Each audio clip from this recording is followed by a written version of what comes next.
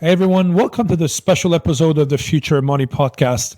This is an episode we really debated for a long time whether we should do it, but we have to say we're very excited to have this exclusive interview with Tigran Gambaryan, who we're very happy to see alive and well and out of Nigeria after all these months.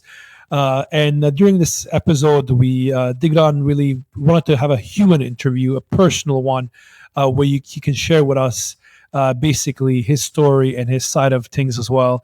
Really, without further ado, Tigran, welcome to the show. Appreciate it, man. Thanks for having me on, Henri.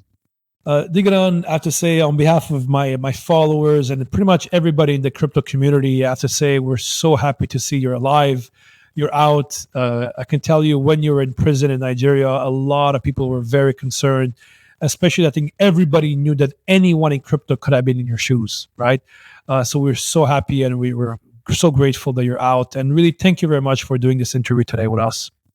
I appreciate it, Henri. It's good to be on. And Tigran, before we start, I just want to say, like I mentioned earlier, we debated for a long time, myself, my team, whether we should have you on.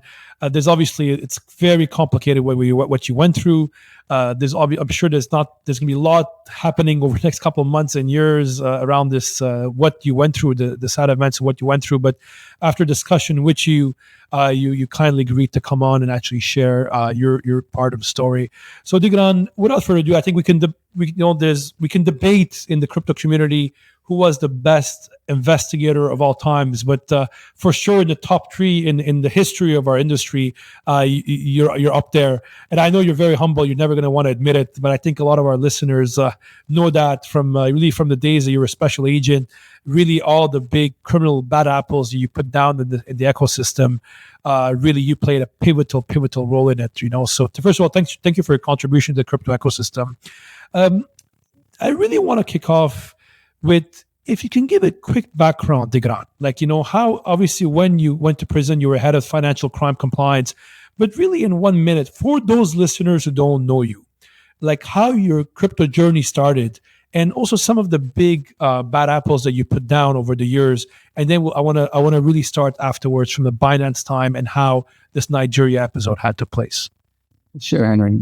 My crypto journey is, I guess, like I always tell people, I'm a bit of a dinosaur in the industry, but I guess more on kind of the law enforcement side. I just wish I had invested back when it started. So my journey takes me back to 2012. So this is kind of when I began my career. I guess crypto law enforcement. I'm not even sure that's the right word for it, but most of what I did was building relationships, right? Early on, and that was kind of important for me to educate myself, but also work with the industry because I understood that at the time, it's kind of the given now, but back then, how do we get our head around this? How do we handle this? And I understood that we can't do this alone, and I contributed a lot of my success to the fact that I did build those relationships. I did. Very early on, going out there and meeting with the exchanges, even locally. I remember even when I met with Coinbase, I didn't even know how to get a hold of anybody there. I just submitted a support ticket and just asked them, "Hey, I'm needing a favor. Can I come over?" And they're totally cool about it. I went over, sat down, it was myself and then a prosecutor, Katie Hahn, went out to their offices, kind of sat down with them and discussed, how do we, work together? And that kind of blossomed into, a great relationship, which I still talk to those people to this day. John Kaufman is a great friend of mine and kind of somebody that, that I work with and kind of learn from each other and really kind of establish, I guess, the methodology on how these things can work, right? How can law enforcement work? How to work these cases. But yeah, and then I'll turn into some of my very initial cases, which is, I often, it's funny, I get the Ross Silver case gets attributed to me online. Silk Road. Yeah, but that's the thing. Like I get lots of hate from either, shutting down Silk Road and arresting Ross. That was not my investigation. My investigation was, as you know, Jared Deryagin, another Armenian, was the one that on my case. But my part was the Silk Road corruption investigation, which was this DEA agent, Carl Force, and Sean Bridges. And that was kind of the genesis of, these cases. It seems pretty simple. It seems, it's not a big deal. But back then it was, it was very, right? We didn't really know how to understand how to trace cryptocurrency. The transparency of it was talked about. Everybody talked about how public the ledger was and how all this can be done. And we really operationalized it, right? We built the investigative methodology, and I was able to use and what I learned from just myself teaching myself, but also from industry, and yeah, worked the very first kind of cryptocurrency case where we traced Bitcoin, and from there on, it kind of evolved into many other things. I ended up moving to DC, helped establish the National Cyber Investigative Joint Task Force Virtual Currency team, built out the investigative methodology there. Worked Alphabet with our partners, Homeland Security and DEA. Welcome to Video, Kick-Ass Torrents with Jared again. Yep. And ended up seizing 70,000 Bitcoin, which is now, I guess, part of the strategic reserves, or will be.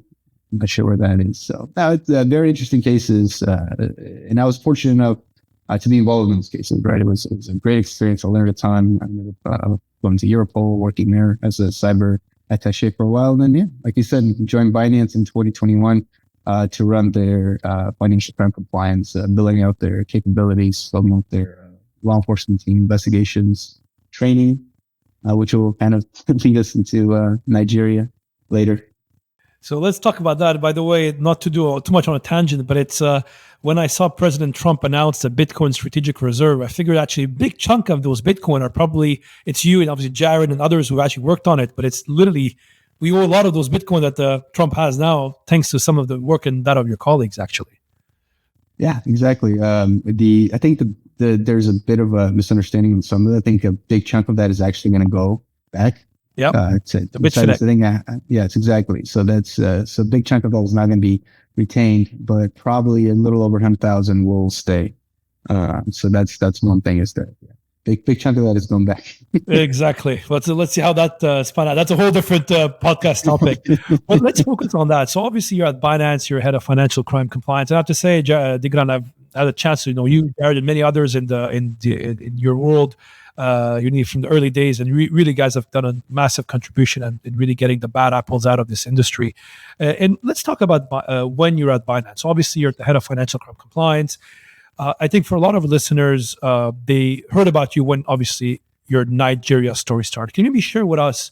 And I know your family, when this happened to your wife, there was a lot of actually stories that came out exactly on the fact pattern that took place. But can you share me with our audience?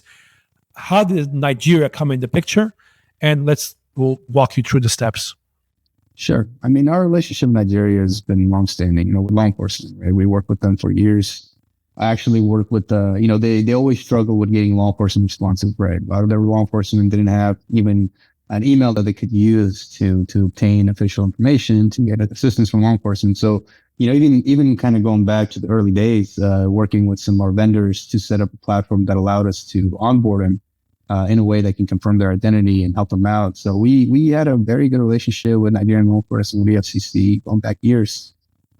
And in 2023, which is kind of when I established the training team, which is even earlier than that, but we formalized our training team, Yarek Yakubchek, who's been kind of traveling the world and really doing amazing work, training both regulators and law enforcement, doing a lot for the industry, just kind of familiarizing everybody. Because I think one of the dangerous things that can happen, and this is kind of lead to it, is not understanding kind of cryptocurrency. It's very dangerous. Authority, I guess, corrupt individuals, and lack of understanding of the industry is very dangerous. And that's kind of what I wanted to do with this training team, is to set it up where we both kind of did a couple of things there, right? We helped law enforcement understand the industry better, helped regulators, but also helped our users, because, like I said, it's very dangerous when law enforcement don't really know what they're doing. They can target innocent individuals, which I saw a lot of that, right?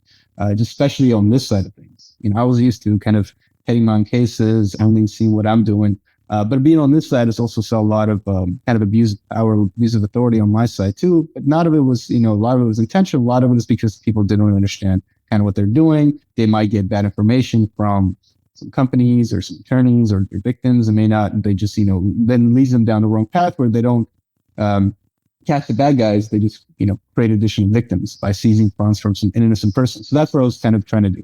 Help law enforcement help our users, and really educate kind of and give back, right? Give back to the community. We had a great team. We still have a great team, who were, pivotal in, like myself, in working on, where I was working in the US. I had no counterparts in other countries. We ended up joining Binance, and we ended up, leveraging them to train the rest of the world, train law enforcement. To this day, that's still happening.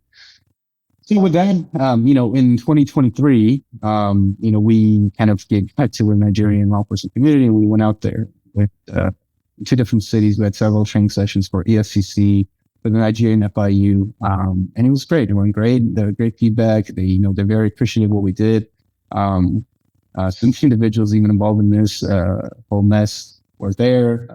They ended up, contacting me, thanking me for everything that we're doing. They even thanked us in public on, LinkedIn for the assistance that we provided them in there. So you can see how kind of what happened last year, it made 0 sense.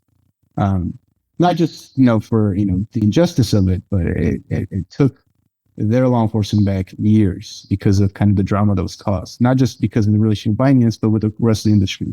I know you saw that many companies and exchanges stopped even cooperating with Nigerian law enforcement because of what happened. So it's not good for anybody. It wasn't good for myself. It wasn't good for many victims that may need assistance from Nigerian law enforcement. We're no longer getting it, right? There's, we worked hard to kind of get rid of that, and now it's kind of there again. So like I said, we did training there, and then I was invited back in January by the Nigerian FIU to have a meeting, to set up, a working relationship, and to kind of figure out how we can work closer together, how we can assist them, because there's a different way of handling things on our end, right? Many FIUs are either law enforcement or not law enforcement, and my team worked with law enforcement, and they were trying to basically establish, like, hey, can we get assistance? We're kind of quasi law enforcement. Can we work with your team? Because normally we didn't work with FIUs because they're not a law enforcement component, at least in the Nigerian side. So I went out there and had a great meeting, discussed, doing an MOU, signing an MOU, working closer together. And then the larger team of Binance was also supposed to have a meeting because they're invited by the House of Representatives, having meetings to discuss any issues, existing issues that may be having in the country, which, Binance was over at the table to resolve. Obviously, we accepted, we went out there. I joined them at that meeting. And this is kind of where kind of the whole mess, not necessarily this whole mess started, but our issues in Nigeria started because of what happened after the meeting was a solicitation of a bribe. The solicitation of a $150 million bribe, with the understanding that it would be paid out in crypto to wallets. I myself, being an investigator for a chunk, majority of my career, understood that the government asked for a payment in cryptocurrency to settle existing issues. It's not a normal way of handling things. It was, especially as an American citizen, I knew I couldn't entertain even that conversation. So it was basically to the point where they said, either pay this money or we won't be able to leave the country. So we got out of Dodge. We left immediately as soon as we could the next day, just because we understood that this was not even something that we can entertain. So yeah, it was very dramatic. Even the EFCC investigators were actually at dinner with us when this happened. The people, yeah. So they would join us for dinner because when we went out there for the FIU, we also had time to kind of interact with some of the EFCC investigators who I knew personally, but also people who had contacted us over LinkedIn or participated in our training. So. Yeah, and that was our kind of a January thing, and I told them what happened, because we're actually supposed to schedule to have a meeting with a director of operations for EFCC the following day, but because we left, I had to tell them why we left, and this is kind of why they volunteered to actually help us resolve the issue, because they felt ashamed that this is what happened while we were out there.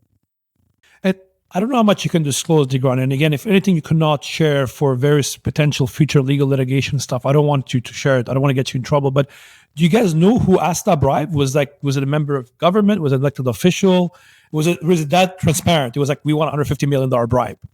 I mean, it was a team that was at the meeting, so I knew exactly who those people are, and that information was reported to the U.S. government. Oh wow, okay. So let's say, obviously you guys leave the country because, and I totally understand. I would have done the same thing as well. If somebody tells you cannot leave if you don't pay a bribe, I would leave immediately, of course. And then obviously you guys went back a couple of months later. Can you be sure how that happened? Yeah, no, I mean the decision we made internally because of what happened. Obviously, we had to resolve any existing issues, but they would have to be resolved legally, right? And it was not something that you pay like a bribe. So the decision was made to go back out there and to meet with the National Security Advisor, Nuva Rabato, which was recommended to us by some people that we knew, like the country and some other advisors. And the decision was made to kind of send myself, and there was supposed to be a different, bigger team going. Things happened. And then it came down to just being myself and Nadim that were supposed to go out there for this meeting. Which Nadim was there for the initial meeting, so he was there when all that happened. Obviously, we all kind of had our reservations. We had certain guarantees from people in country, even the Nigerian law enforcement that invited us. And this was at their invitation, just for your record. It was the invitation of the National Security Advisor's office. And if you read the articles, you know exactly kind of who I'm talking about. But this was a formal invitation. It was supposed to be a friendly meeting. It was supposed to be a meeting with the National Security Advisor, with the governor of central bank, and with the head of the Nigerian SEC, who we've been trying to talk to for years. And that's that thing that's not, no one is that, the Nigerian government has been alleging that Binance is, violation of certain laws there, which is insane because Binance was trying to talk to the Nigerian SEC for years. We're at the table, they were not. And this was kind of our opportunity to meet with everybody and talk to them and kind of establish a relationship. Unlike what the Nigerian government has said before in the past, they kind of continued to kind of peddle this, is that it was some kind of a negotiation. It wasn't. I myself have no authority to negotiate anything kind of on behalf of the company. I was there in my capacity as law enforcement liaison to report both the bribery allegation and to set up any follow-up meetings with relevant teams, right? That was my goal. I was a law enforcement liaison. I was meeting with law enforcement. I wasn't there to negotiate anything or, so but that's the narrative that's still being kind of pushed to this day, but I get it, state media. So that was kind of how the second meeting was set up. We went out there and I guess, the rest. So what happened afterwards? So obviously you had that meeting, and then how did they come and tell you that you cannot leave the country anymore to you and Nadim? Well, we were scheduled to have a meeting, like I mentioned, with the central bank, the SEC, and then Nuva Rabato was the National Security Advisor. When we initially showed up at the National Security Advisor's office, we were ambushed with a completely different meeting initially. So we were ambushed with the meeting we went in, was a rectangular table. It was just packed with everybody, right? It was the SEC, the CBS, the FCC, the NSA's office. And it was just like, okay. So, and it was just they just kept peppering us with questions, things that, wasn't really part of the discussion, because what happened is that we sent them our agenda. They were supposed to send us their agenda. They never did. But we went out there in good faith. And this is something that they kind of threw at us. And I kept telling them, look, guys, this is necessarily, we're happy to answer any questions. I'm not, necessarily involved with the business. These are more kind of questions that are relevant to different parts of the company, which I can set up all our meetings, love to engage with you guys. But my point was, and it was funny because the FCC guy was at the dinner party when the bribery stuff came in, was at the meeting. So he was fully aware of kind of what's going on. And he was actually one of the people who gave us guarantees, told us like, hey, this is kind of above board. Everybody's acting good faith. So he was there at the meeting. The meeting was kind of, weird, but it ended up being okay at the end. We all kind of exchanged business cards, and yeah, it was fine. I think we addressed their questions the best we could, given we weren't even prepared for kind of what was supposed to happen. But I guess that's maybe their MO. But and then we kind of went into a waiting room for our actual meeting. Wow. And then we waited for hours. And then kind of towards the end of it, when it was already dark outside, it was late, maybe around, I'd say 7 or 8. I have to kind of go back and think. But my contact, I think his name was mentioned, and the media that's kind of put out there already. He came out there, he kind of quickly was like, hey, okay, it's time to meeting. He just come wait in this room real quick. So what I'm guessing is that they were leaving. The people who were supposed to meet were leaving. So they didn't want us to see that and kind of freak out, like, hey, what's going on? So they put us in a different room to kind of allow them to leave.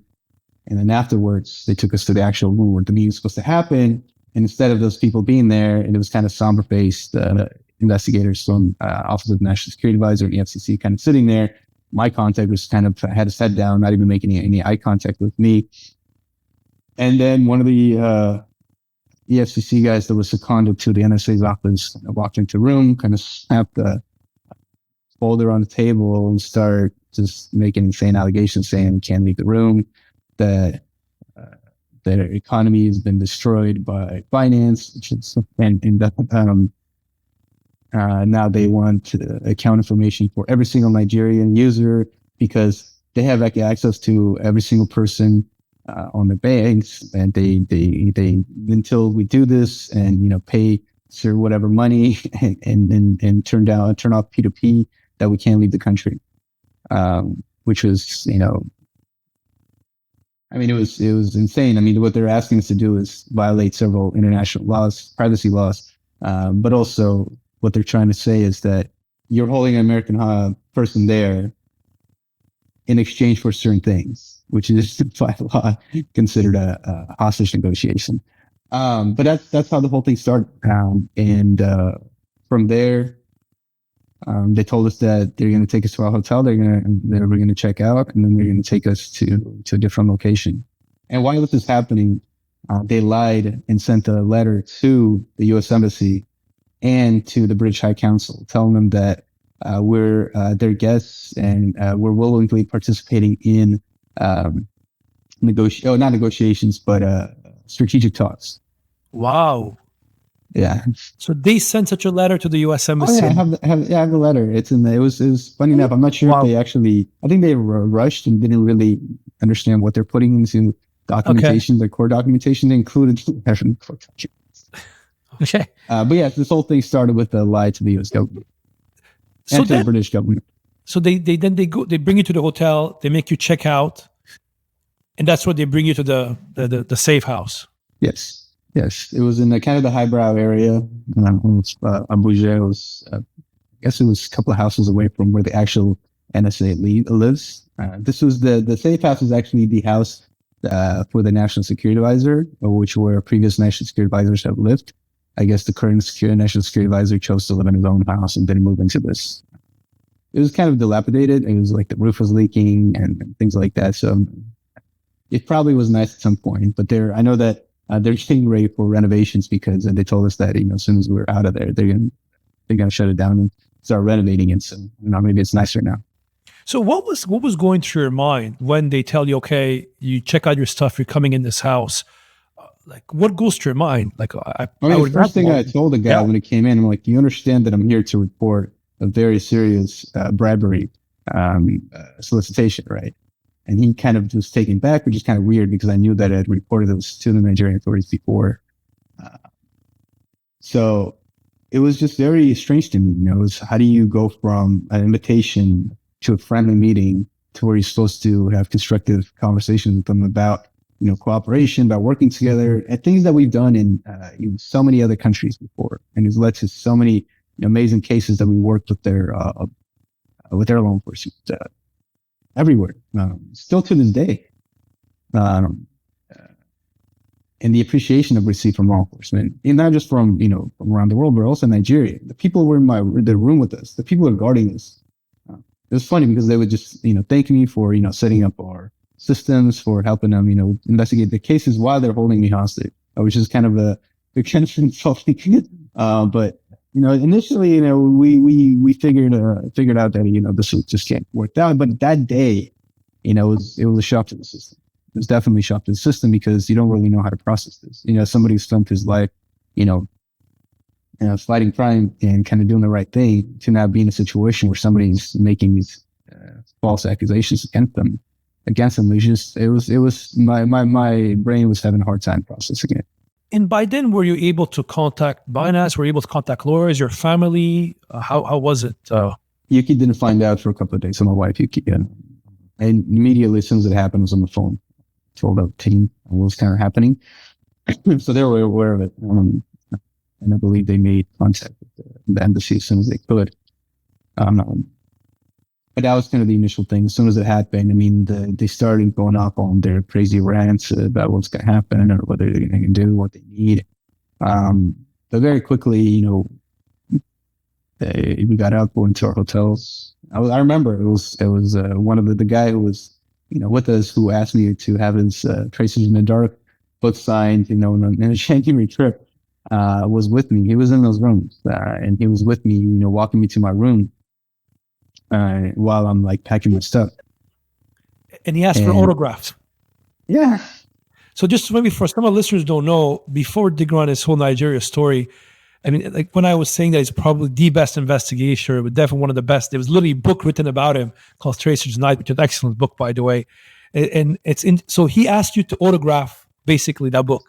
Most of the guards did. The whole time the guards were, reading Tracers in the Dark while they're, holding me hostage in the safe house. It was weird. So, yeah. This is crazy. So you were in that safe house, and how was the relationship, let's say, with Nadim? What were you guys doing all day? And how many days were you there until, and I guess I want to talk to you, ask you when Nadim escaped, but how were you guys spending the days?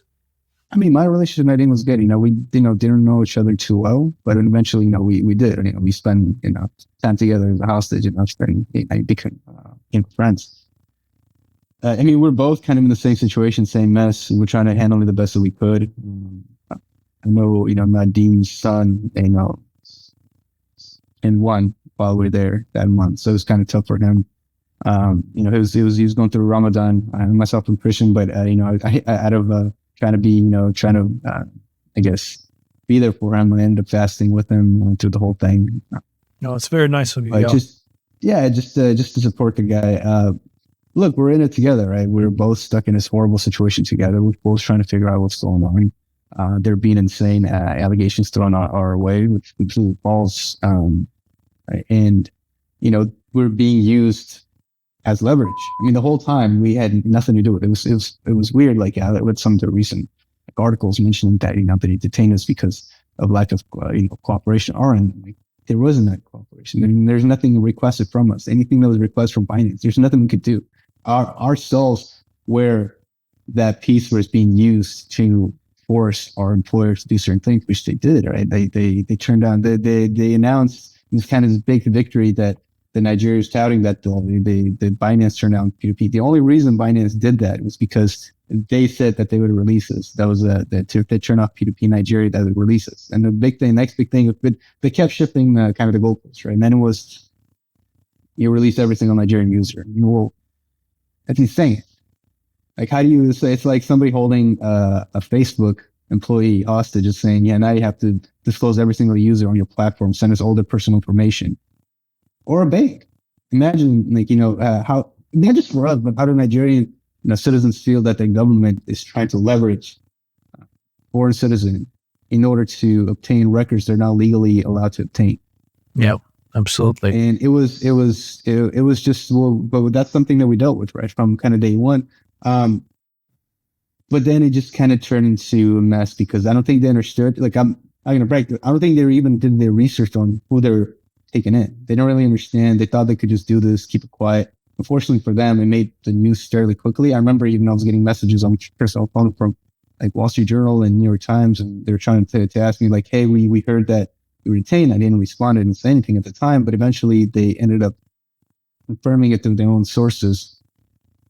And then it went in the media. And it was kind of it was a double-edged sword. It was good that it brought attention to the issue, but it was bad because now they're stuck because they thought they could kind of do this quietly, but now they're stuck because they're holding us without a court order. They got a 14-day court order. Even the guy who kind of slammed his folder on the table, a guy named Balodi, he told me that he didn't care even if he has to lie to go to the judge to get a court order to hold us, until Binance does what they tell him to, or what they're telling them to do, they'll do it. And they did. They got a court order for 14 days. The court order expired.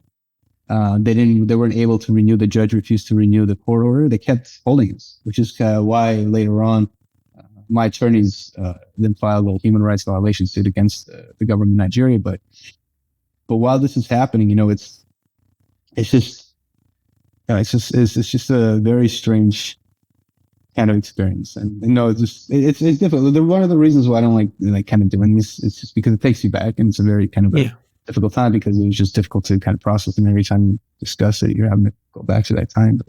But, sure. Yeah. No, that's what. Thanks for sharing with us, Tigran. And then obviously, I can imagine also the feeling you were there and you were reading news articles about you being arrested while you guys were in the house. That must have been quite special. I can also imagine the trauma your family went through as well.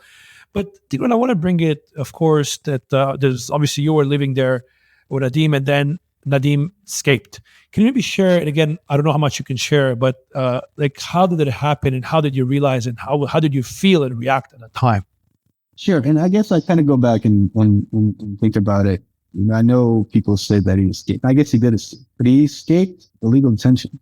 That's the one thing that I was trying to get to, is that they had no legal means of holding us. They're doing it, but there's nothing holding us there other than because they wanted to, and because they're holding us as leverage and they think they're going to get this stuff.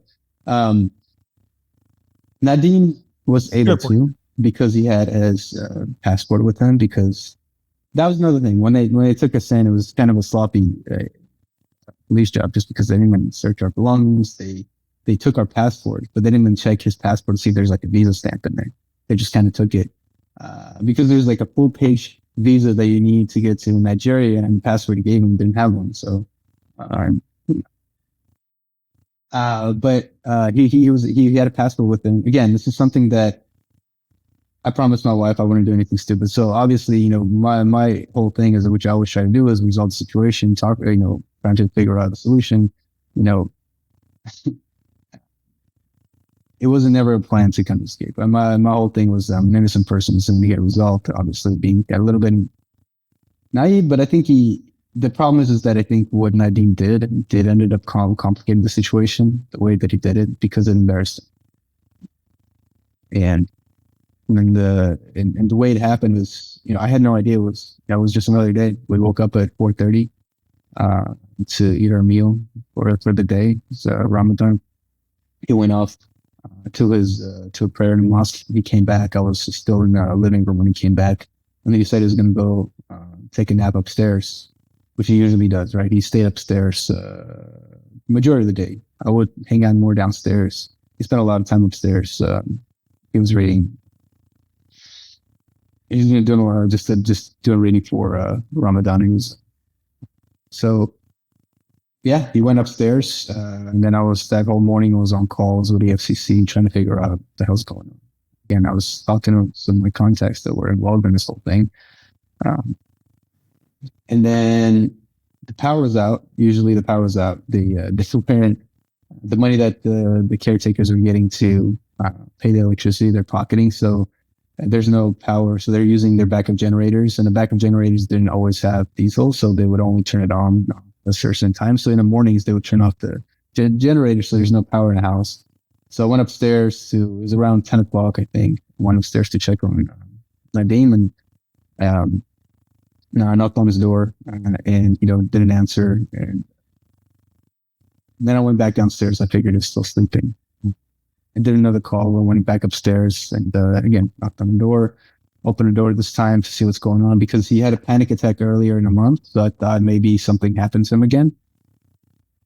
And I saw a large pile of blankets, a foot sticking out from underneath the blanket. It's like he wasn't answering. So, I became worried. I was like, Nadim, and I went on, had it on the blanket, just smushed down. I pull it off. I see a pillow, stuffed in a t-shirt. And then I'm like, and then my kind of stomach sank. At this point, I knew things were going to change.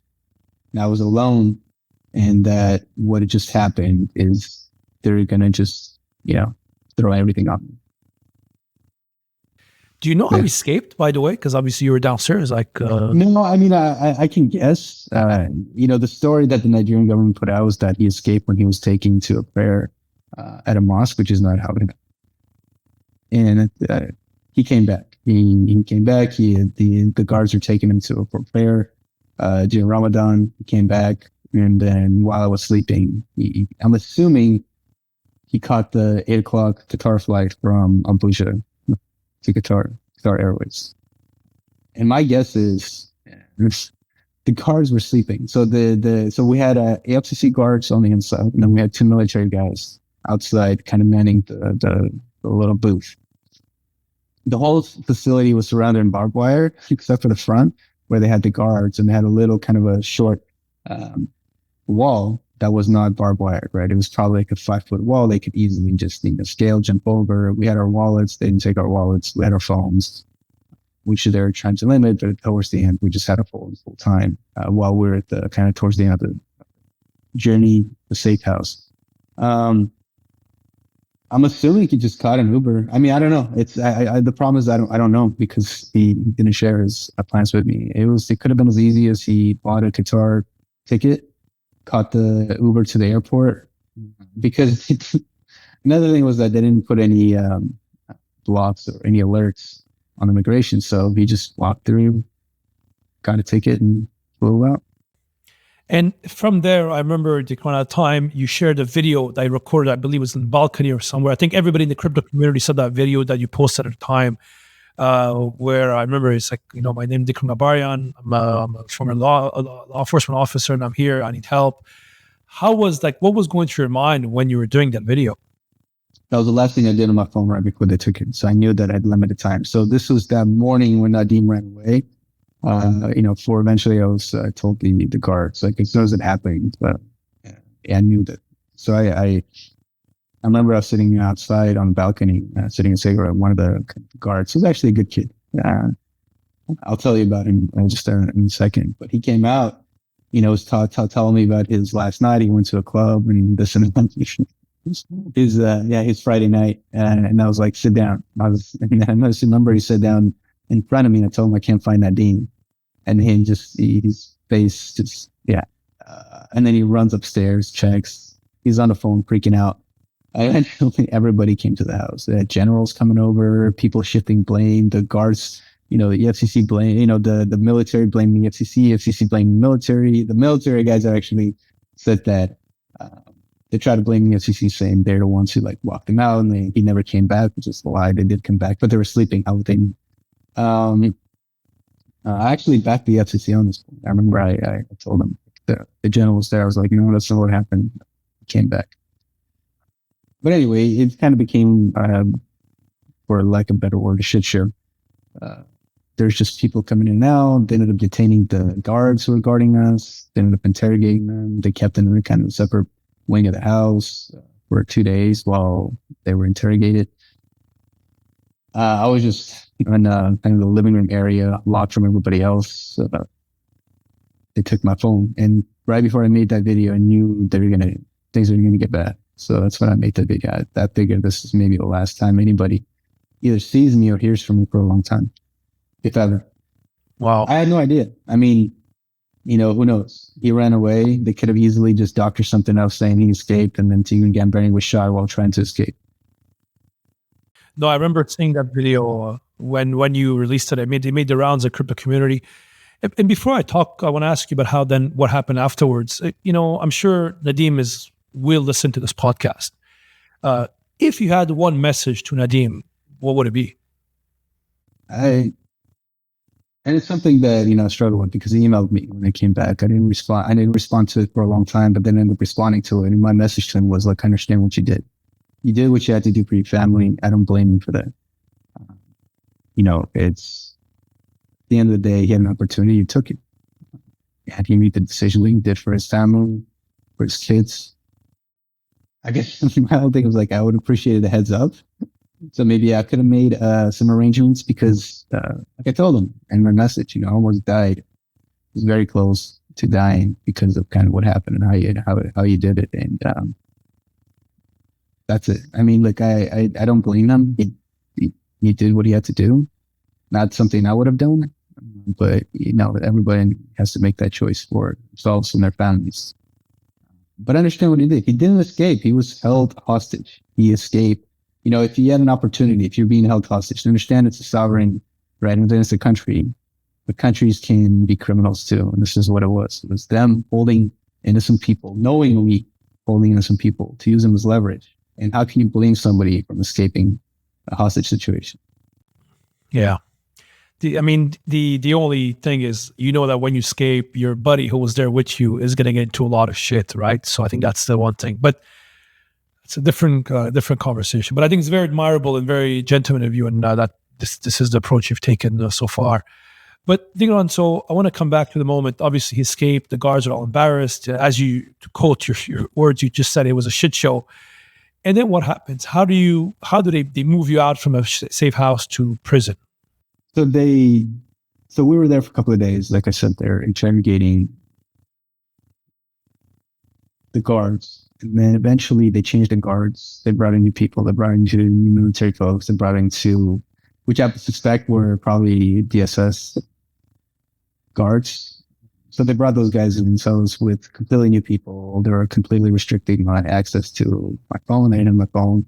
I didn't have access to the outside. I wasn't able to, go on the balcony and as much as I wanted to. It was very much monitored. So, and I was completely in the dark at that point, right? It was kind of cut off from the rest of the world. I didn't know what was going on. My attorneys weren't allowed to visit me. It's a recurring pattern. Then restricted legal access was very much recurring. Actually, the first time I tried to get I kept asking for an attorney since like day one, and they refused. I was actually on a hunger strike before they allowed me access to an attorney initially when they first took us. Yeah, I was completely cut off the world. I wouldn't even talk to the embassy, to my attorneys, to my family. So it was a very stressful situation, very uncertain situation. I figured that things were going to get bad. I figured they're going to transfer me to a more secure facility. I wasn't sure yet what was going to happen. But as you know, while this is happening, my human rights violation suit was filed. And immediately, I think the next day, they filed money laundering charges against me, and Nadim and Binance. Because, they're stuck, they have to. And then I remember in the afternoon, one of the military guards came in, all excited, saying, "Hey, you're going home. We figured out you're innocent. You were going to take it to the embassy. And the embassy is working, their Chinese. You were fairly damaged at this point. Mentally, you're just wanting this to be true. You're wanting to be real, but So I packed my bags, even with the slim chance that this is true. Your brain kind of plays games with you. And I packed my bags. I remember he was in the room, and then the guy who got the book signed came by because he was my, I guess, handler now. The military transferred my belongings, my telephone, maybe my passport. No, I think they already had the passport. I think it was just my cell phone.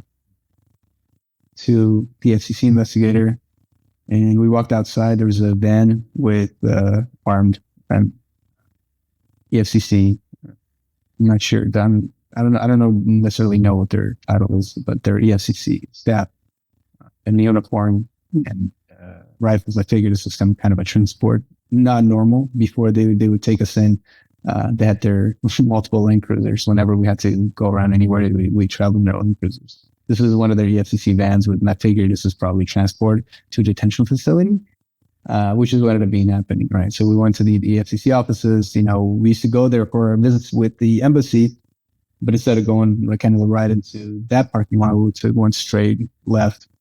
And then pull up to their EFCC detention facility. You had the female male wing. And then, they took me in.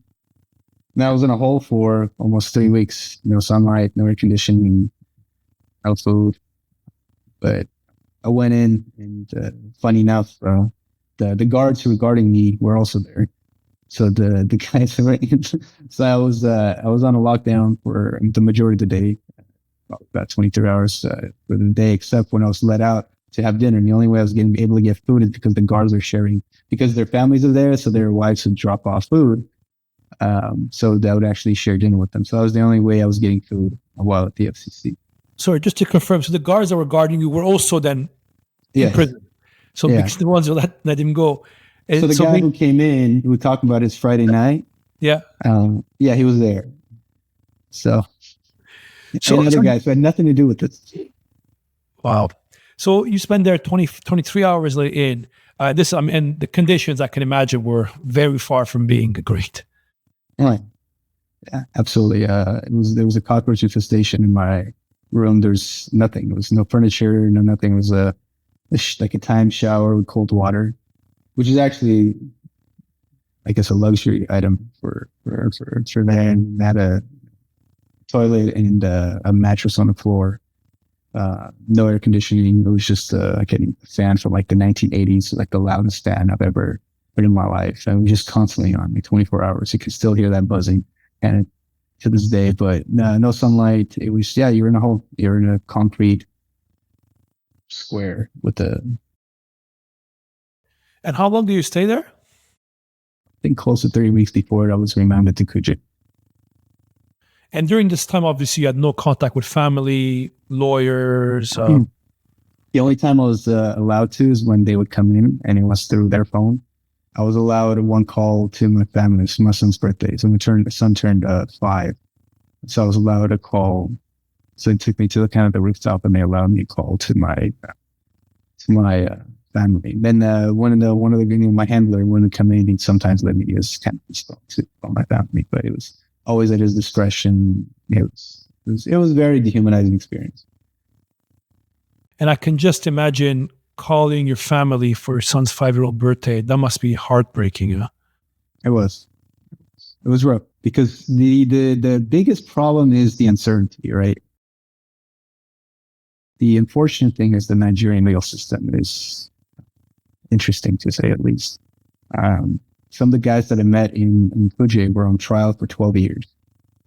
Well, let's Their talk trials take a notoriously long time. So then you're dealing with the fact that not only are you now facing false charges that could land you in prison for 20 years, you don't know how long this even trial is going to take, because the trial itself could take years, and your life is ruined. Either way, what they did is not only, kind of destroyed my life at the time, but my family. So that's what you're dealing with. You don't know how long this is going to take. You don't know what's happening. And you're alone, right? You haven't talked to anybody. You just feel it's a very lonely experience. And how would you spend your day when you're in that 4 walls? Thinking. You do disassociate. I think the only way you can go through it is, weirdly enough, you don't really think I think it's just a defense mechanism for your brain. You stop thinking about your family, because if you did that, you would go insane. Somehow your brain tries to protect you by completely disregarding your other life. And, you do a lot of thinking, but a lot of it was not. It's just weirdly enough, which was kind of opposite of when I was at Kuje. Kuje, the only thing you think about is your family, which is another thing. But there, it was just kind of, when it initially happened, it was mostly just trying to figure out how can this happen, because you're dealing with just complete injustice of it, right? You have nothing to do with this. You're a guy who went there at their invitation. You're their guest, who went there to help. Absolutely. And this is how they just threw you in a hole for no reason. So then, can you walk us through what you were there and then for almost a month, and then how did you end up in prison? How did that happen? Well, they charged me, right? So they charged me with along with Binance, Nadim, with all these charges, and not paying taxes in Nigeria. I'm like, I pay my tax in the United States. Sorry, but that's fair. And then not operating without a license had nothing to do with operating with either licensing or operating the company, and taxes and money laundering. So yeah, as part of the process, they had their initial appearance, and then they remanded me to Kuje. So weirdly enough, it was actually better at Kuje. Minus the terrorists and all the malaria and all the other stuff. But as a detention facility, Kuje at least allowed me to at least see the sunlight, get some air. It was fun. So tell us how it was. So let's say you arrived to Kuje prison. When you were in prison, obviously it was mentioned that it was a lot of Boko Haram guys were there. I mean, it's by far the most notorious prison in the country. How was it when they moved you there?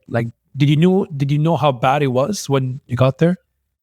I mean, my only knowledge of Kuje was obviously he was from before where Boko Haram raided it and freed, I know so many inmates, like 300 and all the terrorists over there.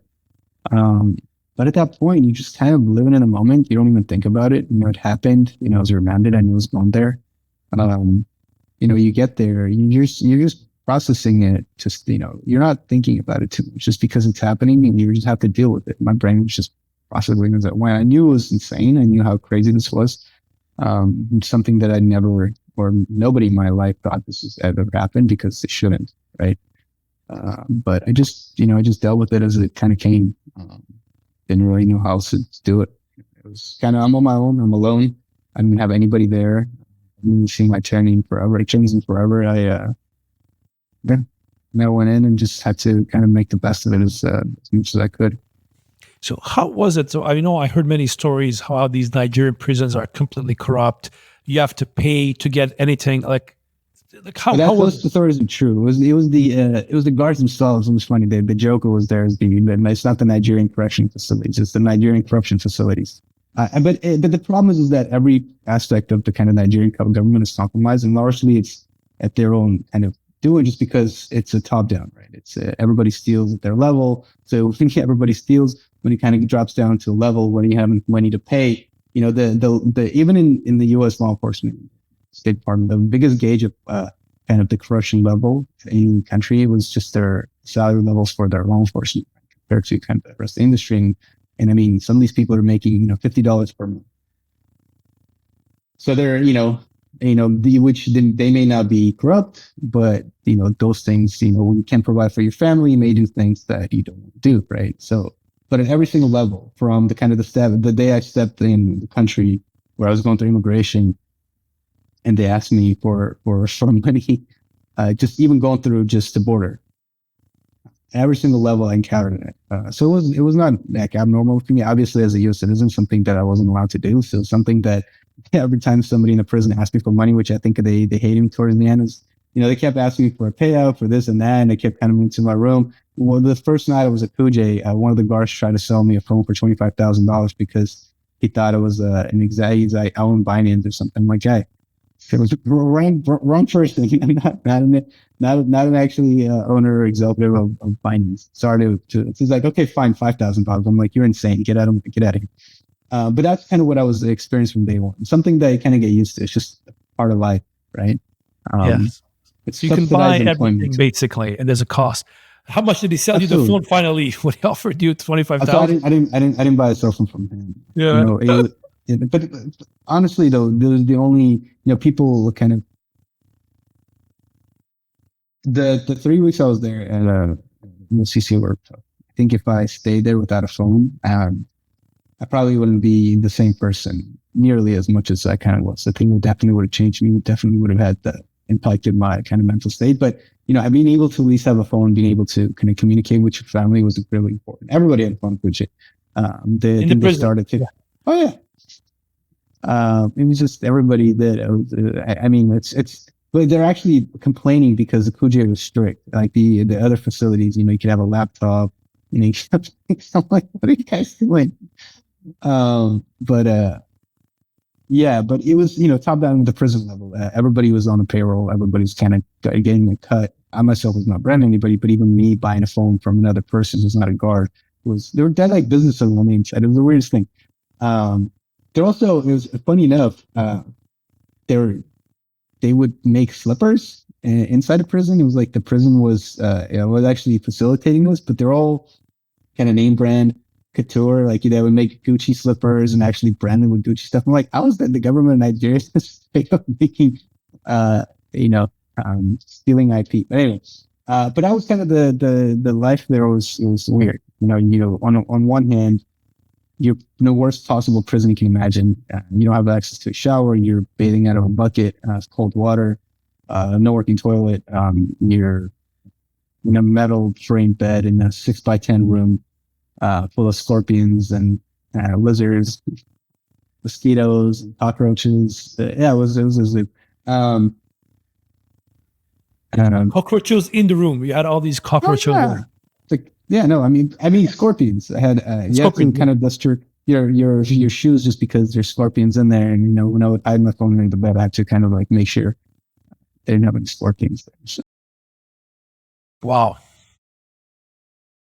That's a hell of a thing. And while you were there, I mean, how did the other inmates react to it? Were they even aware what was happening? Was like, who were the other inmates? Did you get to know them? Like, yeah, no, I had my neighbor, Abakari, who was like the Nigerian super cop, amazing guy, great guy. Kind of really helped me kind of navigate and figure out things.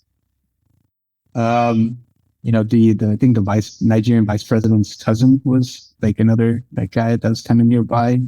He was there. So the people there, and I kind of joke when I say this, like the best people I met in Nigeria were inmates, and which.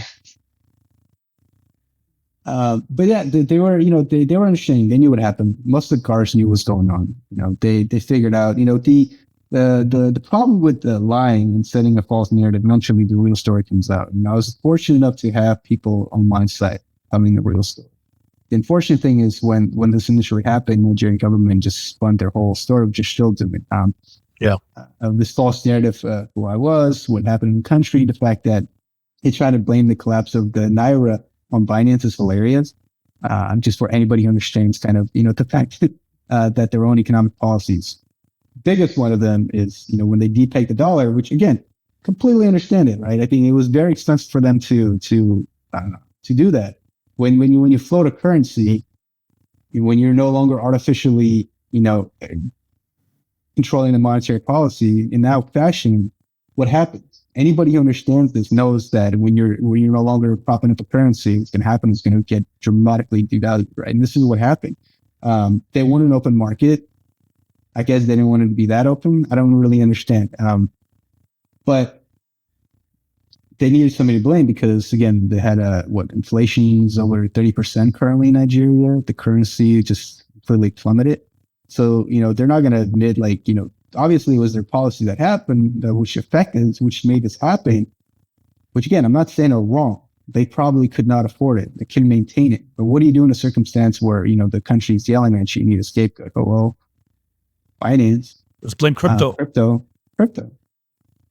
Which again, and now they have the face for it, right? Which is kind of the circus, even from my initial experience, nobody cares about that Binance case anymore. It's still ongoing. Nobody cares about it. The whole reason they cared about it is they had this, Tigran guy to parade in front of the media to kind of have the scapegoat. And I was, I guess, the face of that. It was the Nigerians crackdown on crypto. Because I mean, you were hearing about all these, of course, trumped up cases, right? I mean, of course, they know that everybody knew on the outside this was due to bad policy management on the Nigerian side. Everybody knew that the charges against you, from money laundering to tax evasion, had nothing to do with you. I mean, like anybody that knows how even crypto company operates or any business operates, right? It's not your head of financial crime that runs the tax division of the company.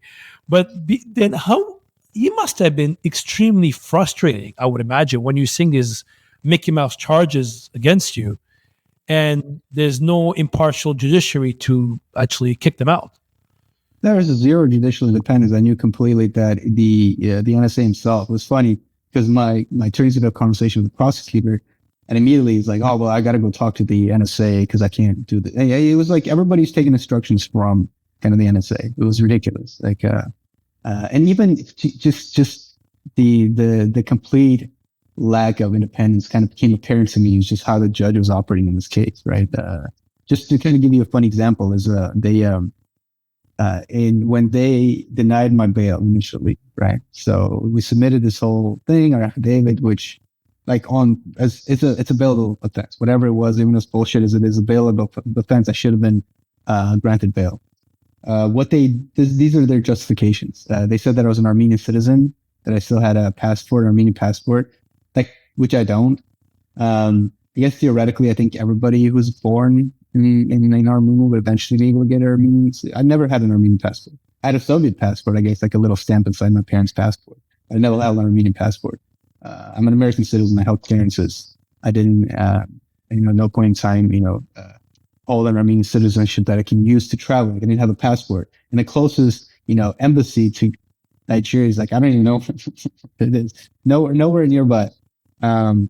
but that was one of the things that they used, right? Saying that it was escape risk. I could secure an Armenian passport and escape. The other thing was that obviously it was they tried to talk about Nadim and that escaped. And I'm like, what is that? Anything? The funniest part was that they have intelligence that I'm trying to swap. And this is in an affidavit.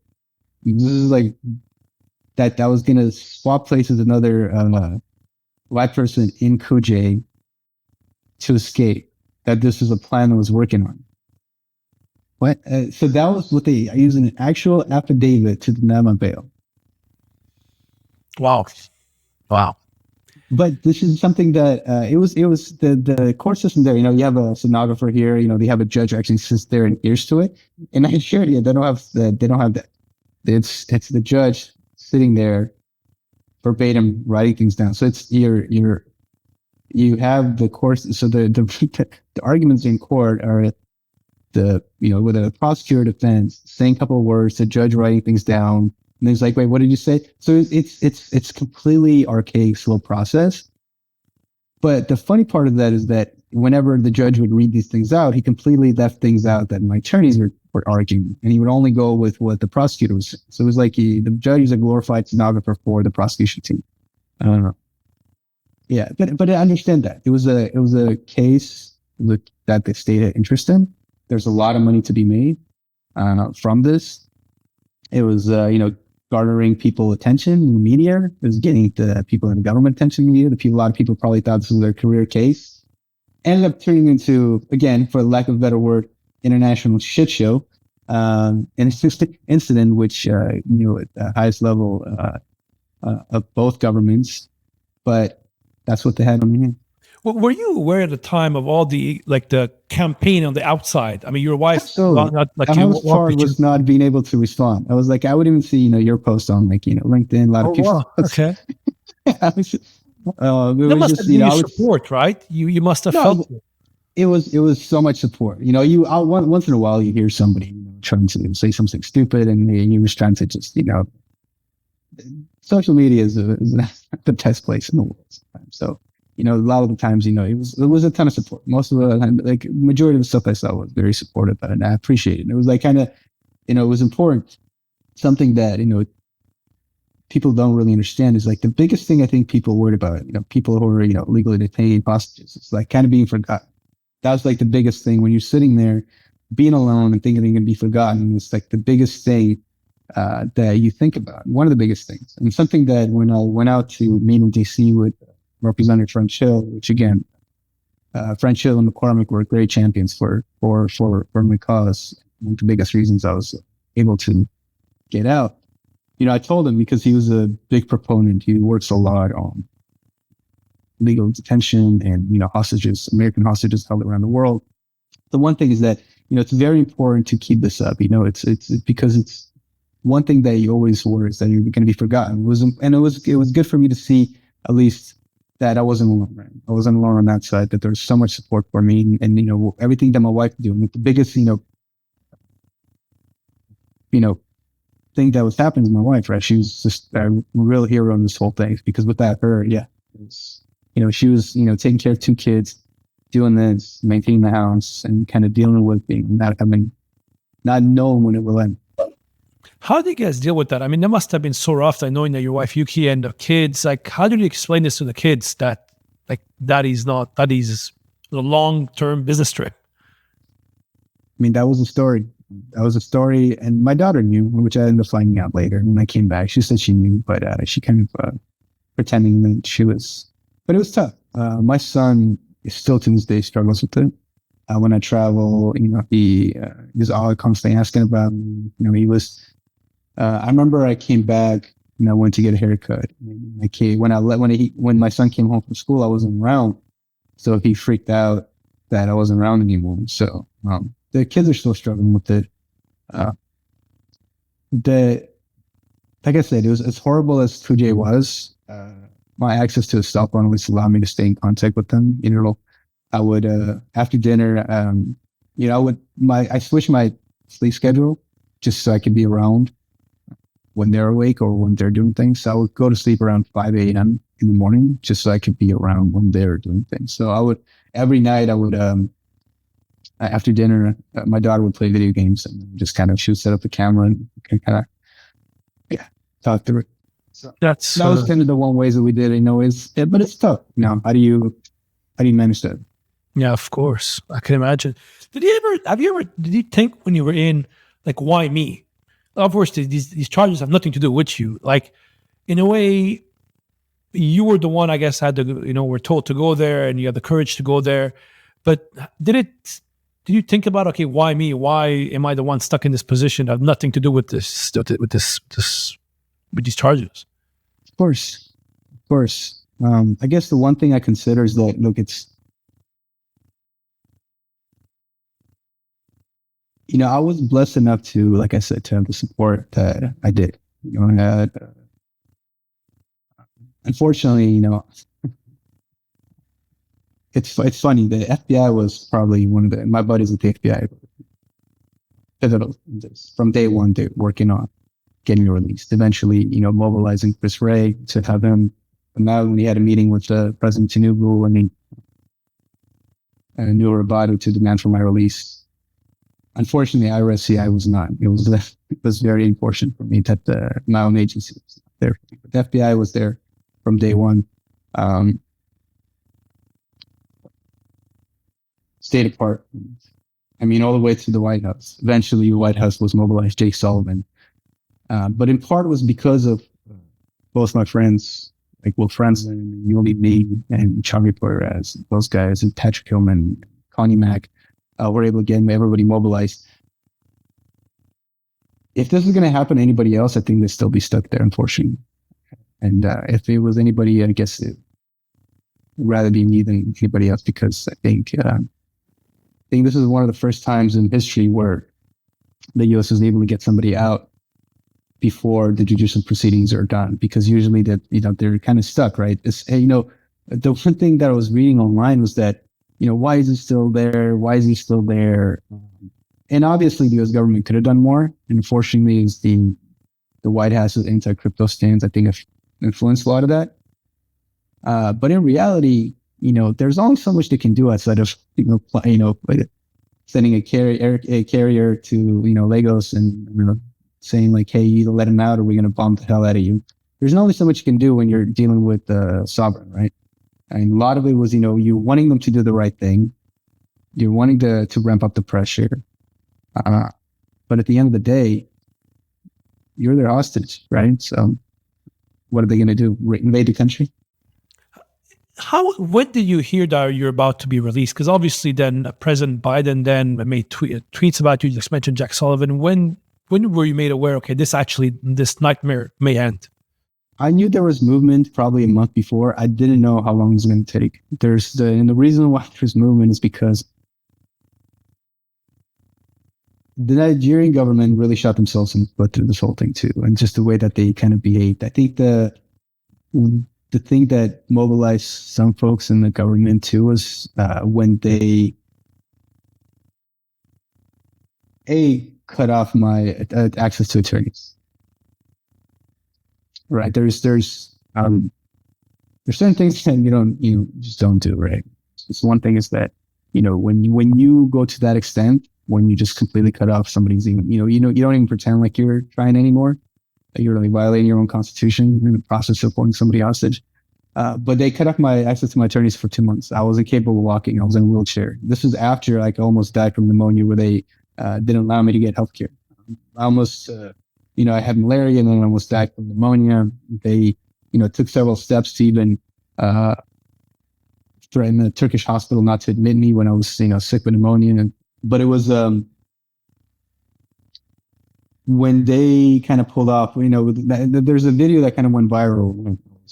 Wasn't able to walk. They refused to even lend me a hand when I was walking to court. I think that was one of the turning points. Them acting that way. Them taking the initiative to send somebody over to the courthouse, construct the Nigerian correctional facility, from letting me use a wheelchair and not helping me walk, because they thought that it made me made them look bad. I'm like, by doing that, it made them look successful first. But after that, I think it was just the way that they interacted with the U.S. government in general, very unprofessional. I think we were about his call with Jake Sullivan, where Jake Sullivan was very upset afterwards, from my understanding, which that kind of mobilized the White House and State Department, and then the House passing the resolution holding Nigeria responsible, and eventually working their way towards sanctioning Nigeria. I think that messaging was sent to Nigeria, and I think Nigeria understood what's about to happen if they don't do this. And funny enough, there's the U.S. government was able to force their hands to take a deal, which is actually funny because when Andy Greenberg article came out, when I guess it really hurt some feelings in Nigeria. So the government of Nigeria put out a press statement. The country put out a press statement telling their citizens to ignore everything that Tigran Gambaryan is saying. And in their own press statement, which I guess they didn't have their legal team review, they admitted both that they violated existing treaties with the United States by luring an American citizen under false pretenses. Because they said that they lied. They said that their meeting, the second meeting in February, was part of their probe, which is a lie. Well, at least that's not how it was portrayed to us, to a U.S. citizen when he was lured out of Georgia on false pretenses, in violation of existing treaties between U.S. and Nigeria. And second one, which is the funniest one, is that they admitted that they're engaged in hostage negotiations. What they said that, Binance offered a $5 million, who took the more favorable, the offer from U.S. government with better terms. And then they put out an article recently. They leaked a bunch of information to the media, describing the terms of that deal. That I think there was a $50 million forfeiture that the U.S. government seized from a corrupt Nigerian politician. The U.S. government agreed to turn over the $50 million that were forfeited from a corrupt Nigerian politician. And then they agreed to a thank you call from Joe Biden, because what happened is that when the call with Jake Sullivan happened, Tinubu was supposed to be at the UN. He was supposed to go to Hungary, was the UN General Assembly. But Biden turned down a meeting with President Tinubu because of what was happening with me. And this is kind of where, they did several high-level meetings that were canceled because of this. They held a number of their visas that were reduced, that were allowed for their delegation to UN, to have protests in Europe, that the van that was circling the UN and then the Nigerian embassy. So it became a bit of an embarrassment for them. So they knew that they should take this deal, which they did. They took the deal, but again, they negotiated a ransom with the U.S. government. There's no way around it. And they admitted it in their meeting, which is hilarious. But anyway. So, and I think people don't realize how close you came to dying while you were in prison. Yeah, very close. I was on my deathbed at the prison's own admission. I was not getting, I had double pneumonia. I had no respirator. The messed up thing about the prison there is that medication is not provided. The only thing that's provided was, funny enough, the U.S. aid was paying for malaria tests. So the thing that I would see was I would go into the clinic, and you'll see kind of the U.S. aid stickers all over the place, and you'll see it over the malaria test. So that was the only thing that's provided. If you were sick and you didn't have money, you're screwed. You have to pay for your own medication. So they would have to come in, and I was paying for my own IVs. I was paying for the antibiotics that they were injecting me. Had the filthy kind of intravenous thing. It was just, I was there for like 4 straight days. They didn't even change it.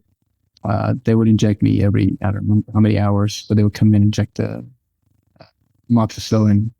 But eventually the fever came down, but I was my eyes were rolling back. I was, trying to text my family. I wasn't trying to, tell Yuki kind of what's going on, but I was texting well friends and Yuli Chavi. They knew. They knew what's going on. So I would text them, but it was bad. You thought you were going to die? Oh, yeah. No, it was, the only thing that kind of kept me going was, like, this can't be it. Like, I have to see my family. Wow. Tigran, as we're coming to the end of this recording, if you had one message to the Nigerians now, to the Nigerian government, what would that message be? I guess I can't put it better than what Rich McCormick said, right? Was it worth it? I guess maybe to them, they got $50 million. maybe it was worth it, but was it worth it? Was it worth it to completely destroy the relationships that you had with the crypto industry, Binance? Was it worth it to deny the economic benefit that Binance being in country would have had, or other companies? Was it worth it to kill the jobs? All right. Was it worth it to almost kill somebody for nothing? So I guess that'd be my message. Is like, was it worth it? Maybe to them. But the problem is that this did nothing. This did not help anybody in country. This did not help Nigerian citizens. They did not fix any of their existing issues. And it, I just, nothing good came out of this. There were no winners except maybe whoever ends up, collecting that the U.S. agreed to turn over to them. So hopefully one day, they'll realize their mistakes. And I don't expect an apology from them, but hopefully one day they'll realize, like, hey, this isn't a good thing.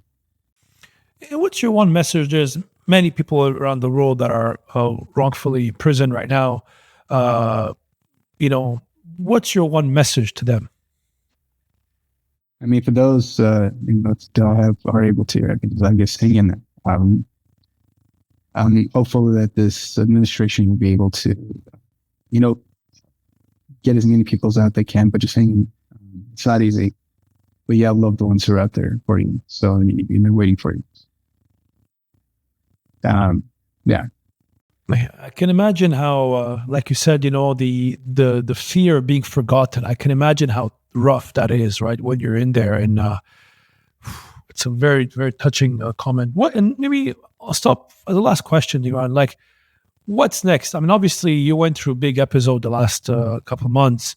You're still Tigran, the great investigator. Your skills that you have there, I would argue, maybe are more valuable now from a law enforcement perspective.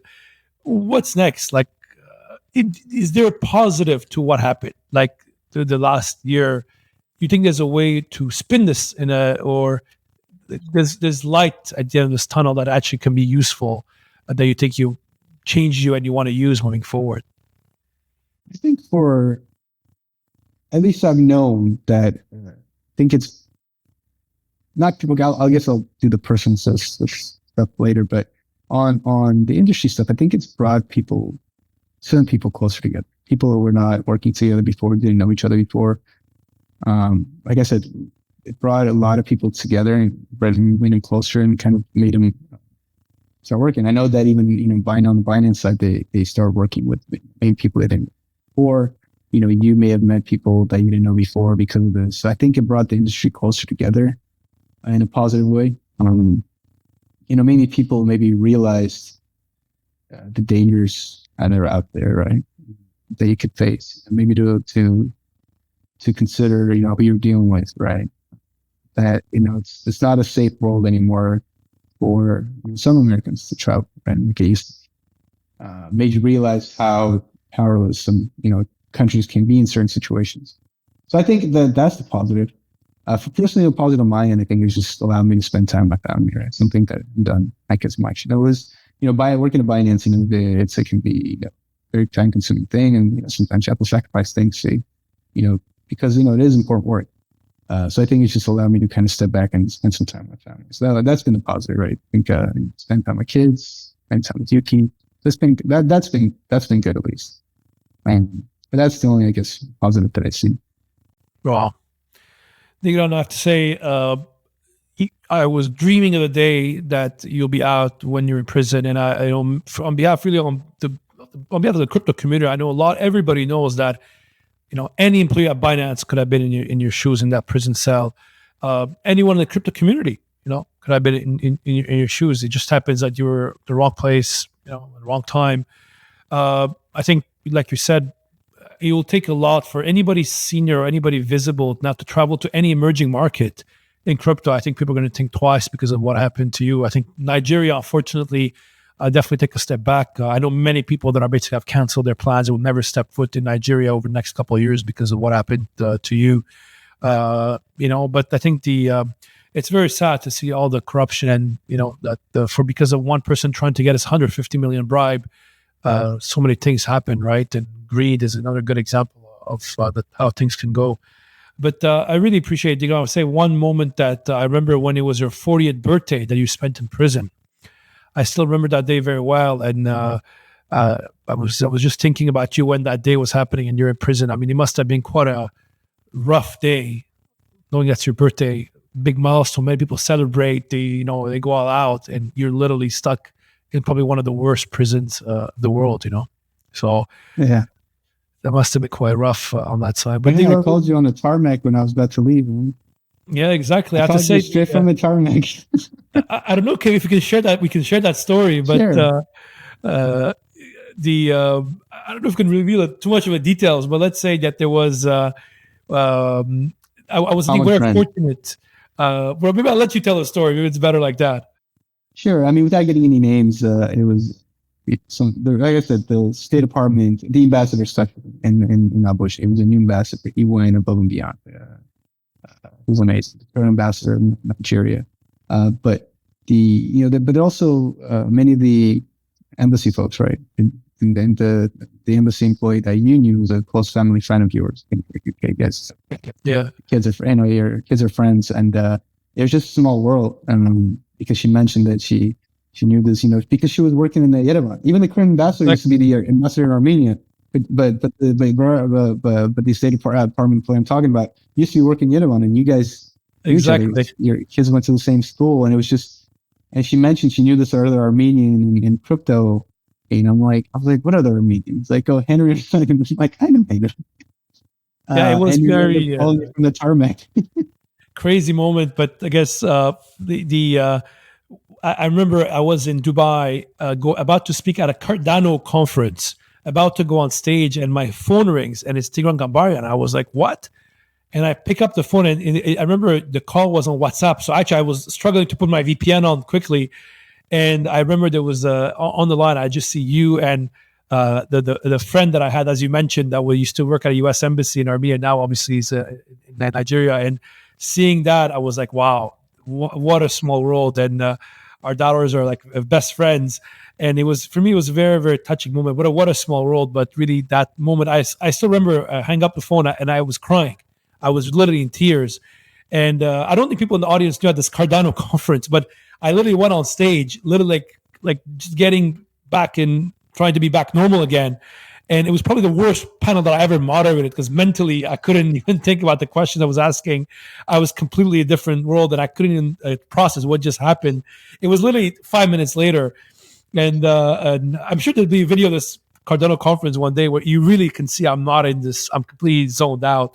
But that was obviously, I still had that screenshot of you calling me on that side. But I'd say really on behalf of the crypto community, Tigran, really want to say massive, thank you for everything you've done on really cleaning up the crypto ecosystem from bad apples over the years. Thank you for all the great work you've done across the industry, including for Binance as well, but also I think for the industry, you're a pioneer. I think very few people can appreciate that. Everything we have on the crypto traceability side, compliance side, even trying to keep a lot of these bad apples away. You played a pivotal role in the early days, and really, a lot of people be outside were really trying to support you when you're inside a prison. And like you said, I was always wondering personally that if Tigran was not American, let's say you're a citizen of the 180 countries could be in the world, would Tigran be out, right? I mean, if you imagine you were a citizen of another African country or another Asian country, would you be out? A country that didn't have as much leverage as the US had, would you be out? We'll never find out that answer, but I'm sure you met a lot of people in prison that, have been there, like you said, for many, many years. And God knows when it'll be out. Would you ever go back to Nigeria?